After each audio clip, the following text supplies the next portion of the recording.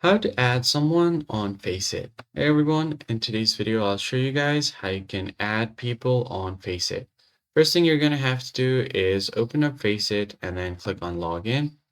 Or if you have the app, you could just open up the app and just make sure that you are logged into your account. I'm just going to quickly open up the app.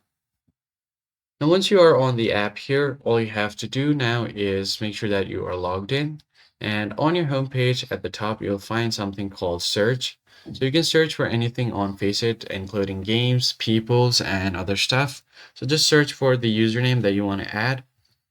And once you type in your username, you should be able to find the recommendations of the player that you have typed in.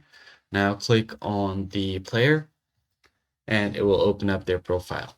Once you open up the profile, right besides the follow button, you'll find an option called add friend. Click on it and your friend request will be sent. You could also see their following and followers list from there if they've made it public.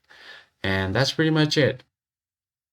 You could also go ahead and search for other players here, and that's pretty much it. I hope this tutorial was helpful to you guys, and I'll see you on the next one.